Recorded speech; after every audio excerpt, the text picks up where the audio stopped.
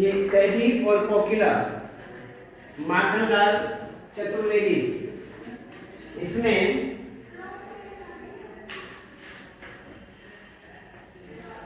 ये इसके कवि हैं। और सबसे पहले हम कवि परिचय करते हैं।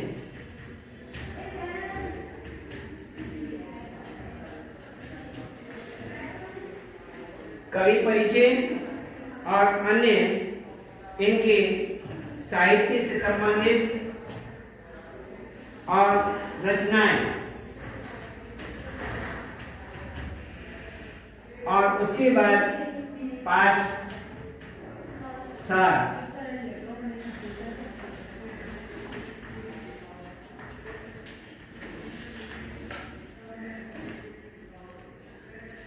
इसमें कवि परिचय के अंतर्गत आप देखते हैं कि माखनलाल चतुर्वेदी जी का जो जन्म है वह मध्य प्रदेश के होशंगाबाद जिले के बावई गांव में सन 1889 में हुआ।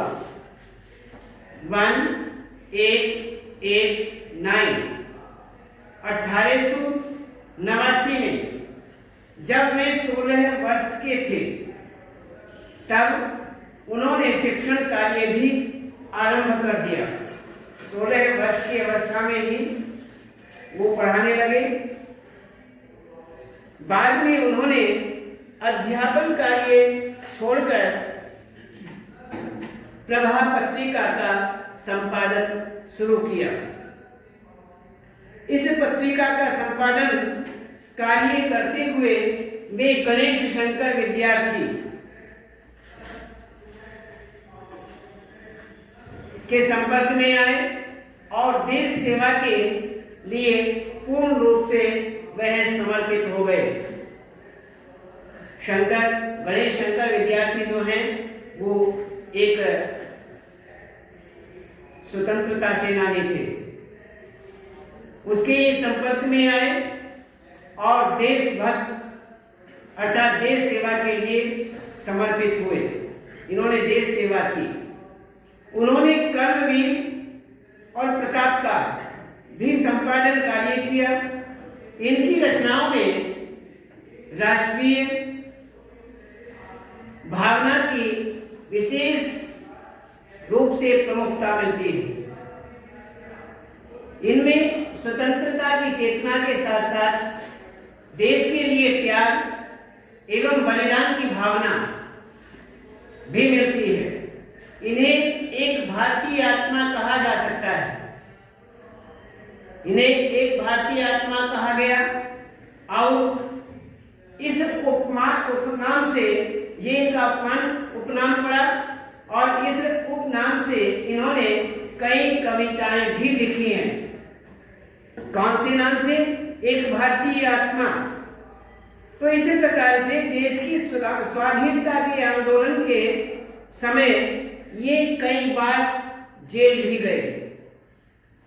ये जब स्वतंत्रता में कूदे, स्वाधीनता आंदोलन में कूदे अर्थात वहां गए, उसमें इन्होंने सहयोग दिया तो इन्हें जेल भी जाना पड़ा और जेल में कई बार जेल में गए।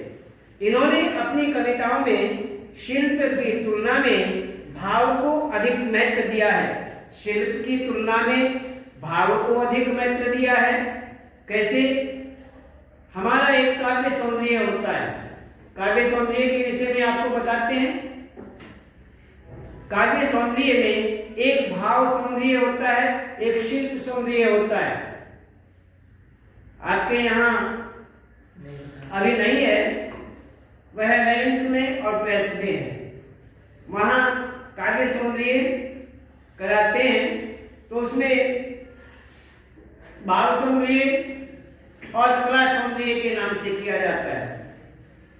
11th में शिल्प सौंदर्य आता है और भाव सौंदर्य आता है। तो ये दोनों के दोनों जो है काव्य सौंदर्य के अंतर्गत होते हैं। इसमें वही दिया है कि इनका कविताएं जो हैं वो शिल्प की तुलना में भाव को अधिक महत्व देते हैं। भाव अर्थात क्या भाव है, ये किस प्रकार के भाव को अभिव्यक्त कर रहे हैं। शिल्प से संबंधित जो होता है वो व्याकरणिक स्थितियां होती हैं, रस छंद अलंकार आदि होते हैं। इस प्रकार से यहाँ पर ये बताया गया है कि तो इस प्रकार से यहाँ पर शिल्प को प्रधानता इन्होंने नहीं दी। इन्होंने किसको प्रधानता दी? भाव को प्रधानता दी, भाव पक्ष को प्रधानता दी। इसीलिए इन्होंने जो भी अपने काव्य लिखे वो भाव पक्ष में लिखे। इन्होंने बोलचाल की खड़ी बोली के साथ साथ उर्दू फारसी के शब्दों का भी विशेष रूप से प्रयोग किया। उर्दू फारसी के शब्दों को भी इन्होंने अपने काव्य में, अपनी रचनाओं में विशेष रूप से उन्हें प्रयोग किया। तो अब देखते हैं इनकी संक्षिप्त रचनाएं कौन कौन सी हैं।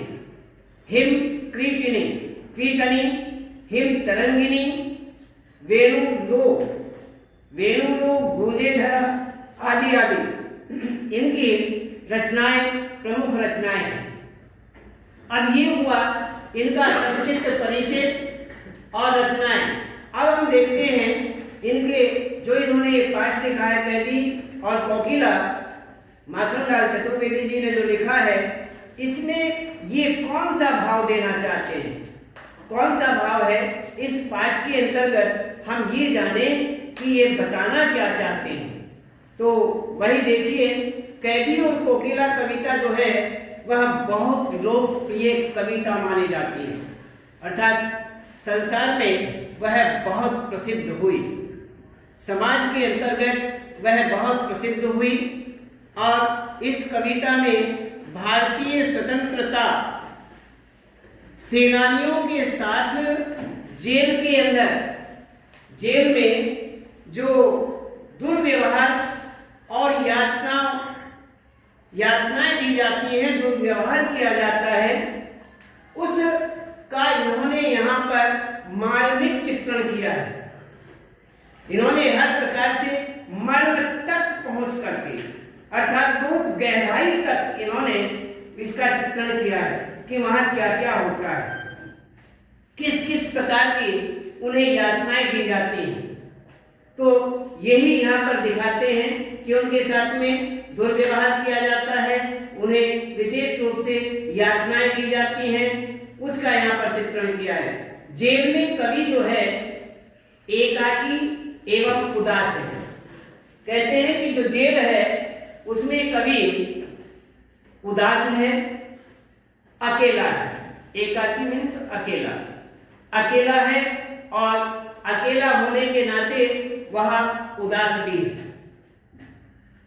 इस प्रकार से यहाँ पर अपने मन के दुख, असंतोष और ब्रिटिश शासन के प्रति कहते हैं कि उन्हें दुख है उसके प्रति, असंतोष, उन्हें संतोष नहीं है उसके प्रति, और ब्रिटिश शासन जो अंग्रेजी शासन था उसके प्रति आक्रोश को यहाँ पर प्रकट करते हुए, आक्रोश मीन्स क्रोध, क्रोध को यहाँ पर प्रकट करते हुए कवि यह कहते हैं कि यह समय मधुर गीत गाने का नहीं है, ये समय मीठा मीठा गान गाने का, गीत गाने का नहीं। किसको कह रहे हैं? कोयल को। कोयल को यहाँ संकेत करके कहते हैं कि हमें यहाँ यातनाएं दी जा रही हैं, हमारे साथ में दुर्व्यवहार किया जा रहा है, इसीलिए ये समय ऐसा नहीं है कि मीठे मीठे गान गाए जाएं, गीत गाए जाएं। यहाँ इस प्रकार से यहाँ बल्कि मुक्ति गान सुनाने का है, जिससे मुक्त हो जाएं, मुक्ति प्राप्त हो, इस प्रकार का गीत गाने का है। कवि को लगता है कि कोयल पूरे देश को एक जेल के रूप में देख रही है। पूरा देश जो है उसे एक जेल के समान देखती है और इसलिए आधी रात को वह पूर्ण रूप से चिल्ला रही है, चीख रही है। इस प्रकार से यहाँ पर ये एक पाठ का सार दिया गया है, परिचय दिया गया है कि इस पाठ के अंदर, इस कविता के अंदर जो कवि हैं वो क्या बताना चाहते हैं। तो अब देखते हैं हम अपनी कविता। क्या गाती हो, क्यों रह रह जाती हो, कोकिल बोलो तो। क्या गाती हो, संदेशा किसका है, कोकिल बोलो तो। ऊंची काली दीवारों के घेरे में, डाकू चोरों बटवारों के डेरे में, जीने को देते नहीं पेट भर खाना, मरने भी देते नहीं तरफ रह जाना। जीवन पर अब दिन रात कड़ा पहरा है, शासन है या दम का प्रभाव गहरा है। हिमकर निराश कर चला रात भी काली, इस समय काली माँ मई जगी क्यों आली, क्यों भूख पड़ी वेदना बोझ वाली सी, कोकिल बोलो तो।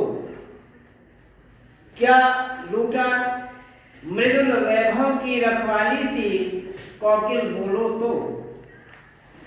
क्या हुई बावली अर्धरात्रि को चीखी, कोकिल बोलो तो।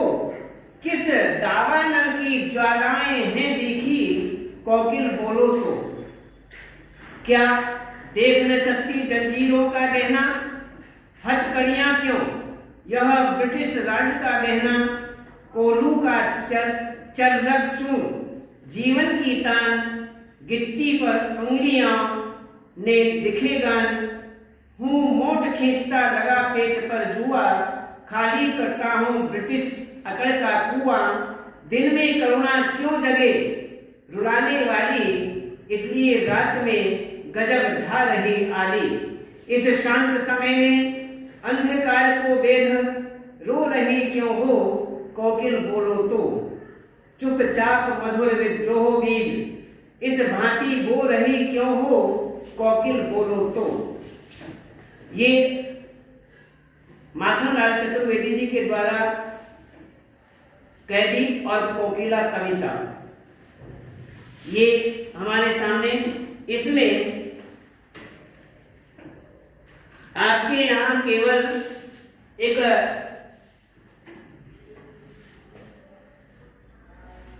अर्थ संबंधी, अर्थ ग्रहण संबंधी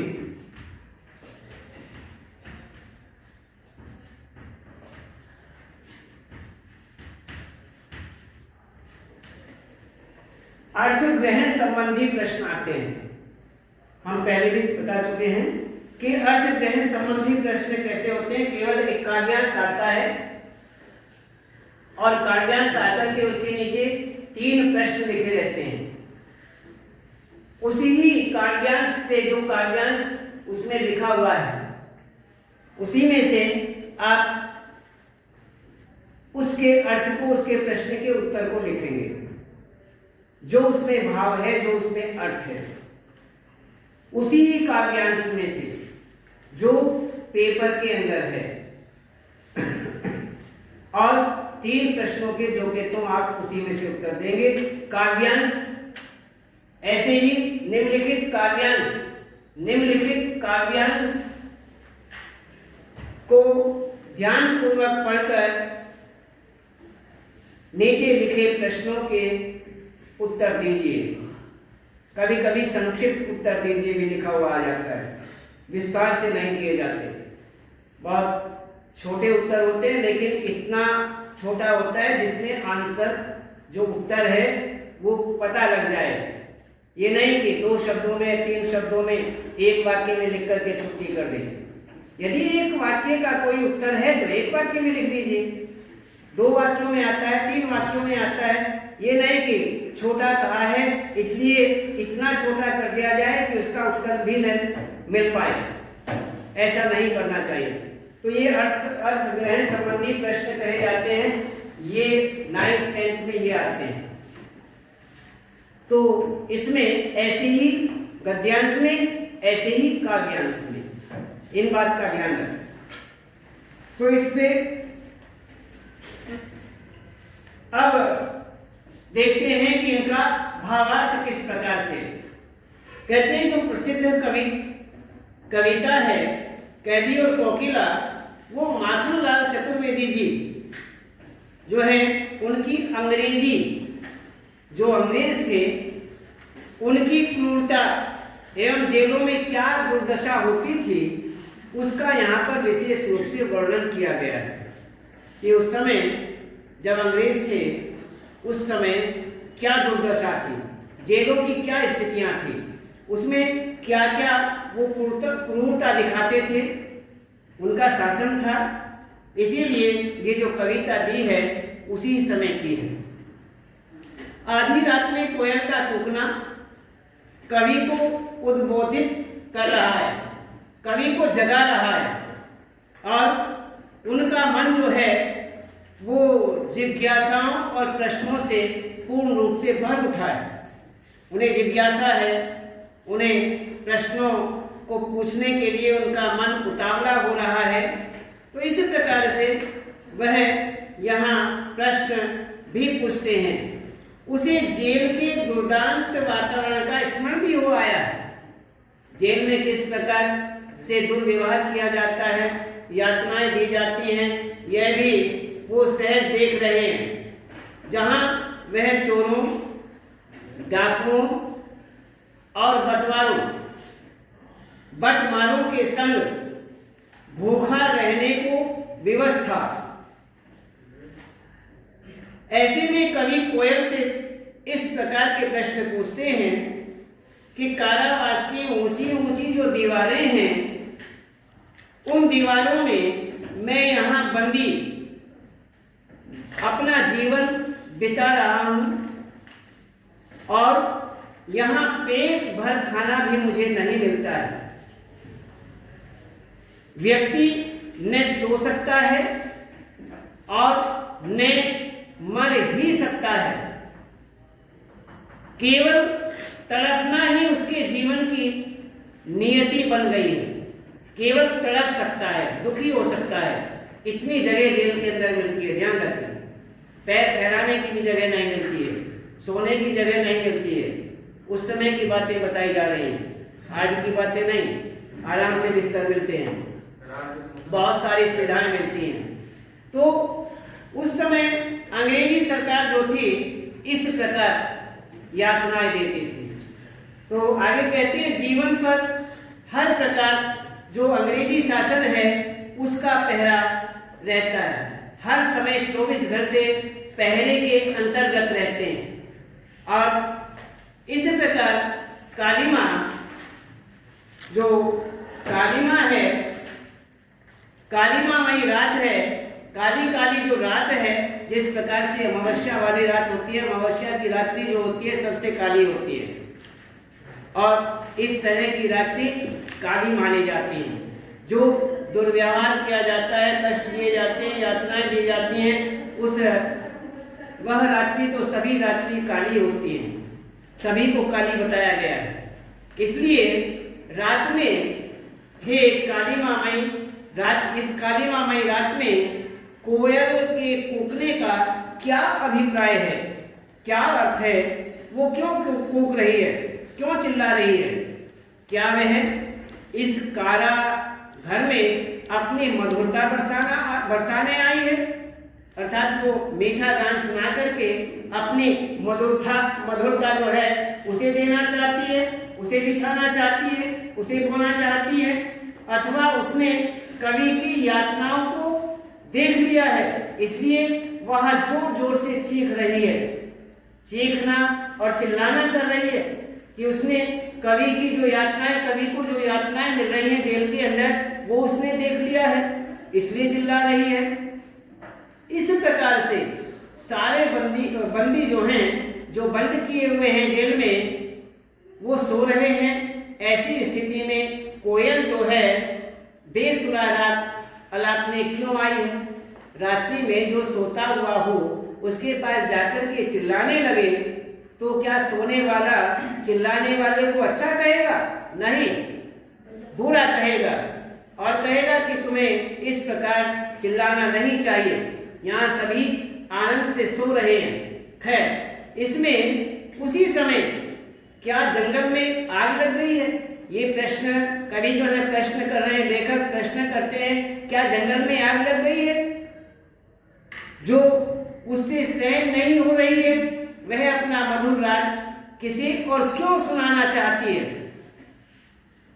कवि को लगता है कि वह उसकी हथकड़ियों से अप्रसन्न है, अर्थात खुश नहीं है, दुखी है।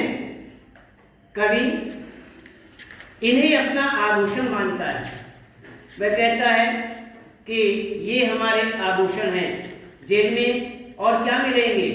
सोने चांदी हीरे जवाहरात के आभूषण तो मिलने से रहे, इसलिए वही जेल में कड़ियां ही मिलेंगी।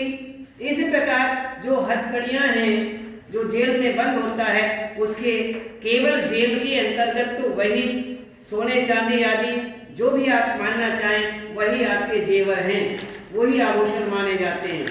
तो वह कोल्हू की आवाज को अपना जीवन संगीत, कोल्हू की जो आवाज होती है उसको ही अपना जीवन संगीत मानते हैं, जेल की यातनाओं को अपना गौरव मानते हैं।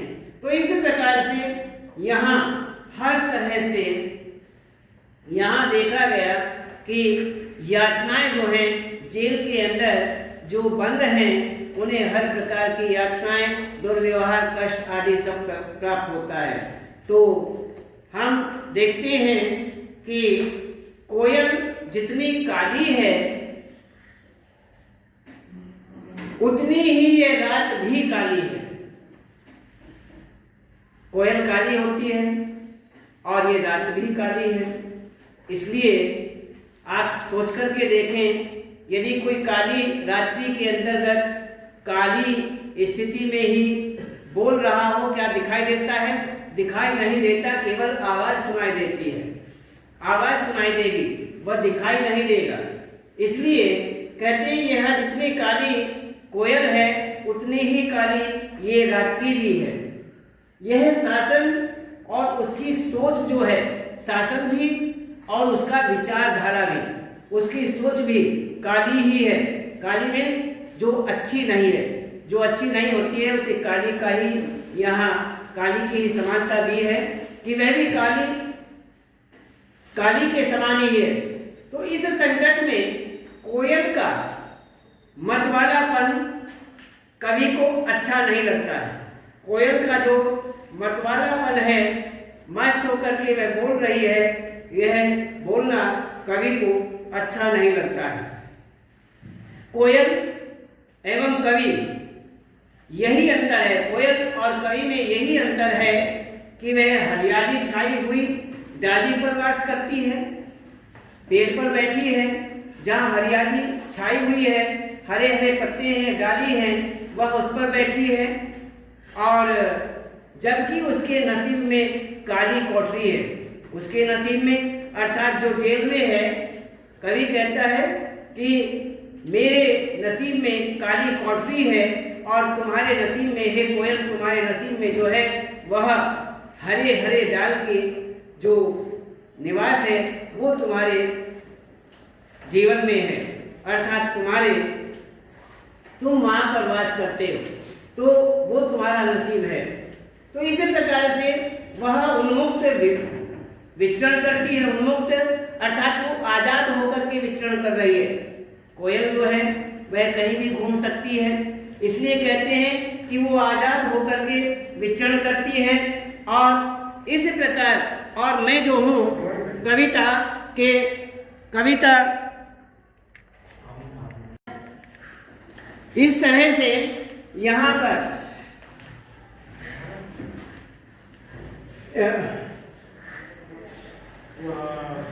तो यहाँ पर वो कोयल और जेल में बंदी वो अपनी यातनाओं के हिसाब से इस प्रकार से कहते हैं कि जेल में जो बंदी है, कवि बंदी, ये अपेक्षित है कि कोयल स्वतंत्र है, कोयल तो स्वतंत्र है, आजाद है, कहीं भी घूम सकती है, लेकिन जो बंदी हैं वो इधर उधर घूम नहीं सकते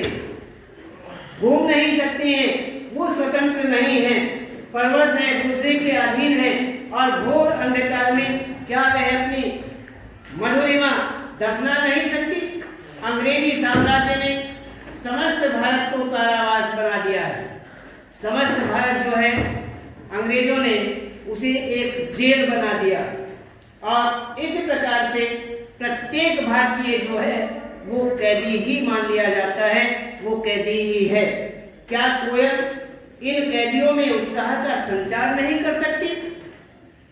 यदि वह यह सब करने में सक्षम है तब उसका यह स्वर कवि को सुहावना लग सकता है और कवि ने इन शब्दों के माध्यम से युवा वर्ग में एक उत्साह का संचार करने का प्रयास किया है कि उसमें उत्साह बढ़ जाए, उसका संचार हो जाए। इसलिए ये एक कवि का प्रयास है, कोशिश है और यही उन्होंने किया है।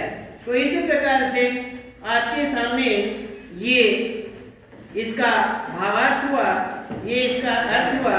इसमें विशेष रूप से हम देखते हैं कि इस तरह से ये आपका कैदी और कोकिला पाठ पूरा हुआ जो माखनलाल चतुर्वेदी जी के द्वारा लिखा हुआ है। अब उसके बाद यहीं तक और उसके